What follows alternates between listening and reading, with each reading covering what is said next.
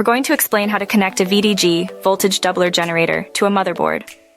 This is a bit unusual, as VDGs aren't typically connected directly to motherboards. They're high-voltage devices used for demonstrations or specialized applications, not for standard PC operation. If you're trying to connect one for a specific project, please ensure you understand the significant safety risks involved with high voltage. Always proceed with extreme caution, and only if you possess the necessary expertise. Assuming you are working with a low-voltage VDG intended for a specialized purpose and have taken all necessary safety precautions. 1. Identify your VDG's output. Determine the voltage and current output of your VDG. This is crucial for selecting appropriate connection methods and ensuring compatibility with your motherboard. 2. Identify the motherboard connection point. You'll need to pinpoint the specific area on the motherboard where you'll connect the VDG.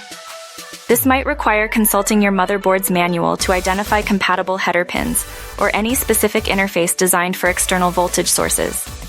3. Check for voltage regulation.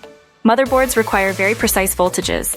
Connecting a VDG directly without proper voltage regulation could severely damage components. You'll almost certainly need an intermediary circuit, like a voltage regulator or a custom-built interface, to safely step down the VDG's output to a level your motherboard can handle. 4. Prepare the connection. Before making any connections, carefully prepare the necessary cables and connectors according to your VDG's specifications and the requirements of your interface. Pay close attention to polarity and ensure correct pin assignments. 5. Connect the regulated output. Once you have your intermediary circuit built and tested, connect the regulated output of this circuit, not the direct output of the VDG, to the identified connection point on the motherboard. Do not directly connect the VDG output to the motherboard. 6. Testing and monitoring.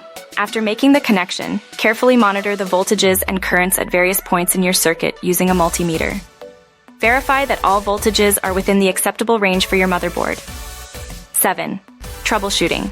If anything looks wrong, unexpected voltage readings, unusual behavior from the motherboard, disconnect everything immediately. Recheck your connections and ensure you followed all safety precautions. 8. Safety precautions reiteration. Working with any electrical circuits, especially ones involving high voltages, presents serious risks.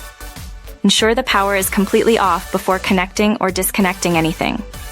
Use appropriate safety equipment, and if you're unsure about any aspect of the process, consult an experienced electronics technician before proceeding. Remember that improper handling of high voltage can lead to serious injury or damage. Always prioritize safety.